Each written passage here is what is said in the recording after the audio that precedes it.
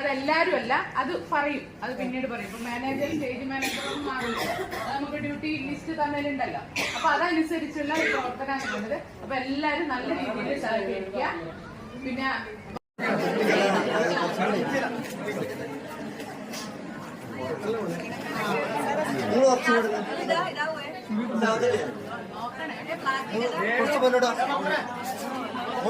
ഈ ക്യാമ്പിലേക്ക് ബാക്കിലുള്ള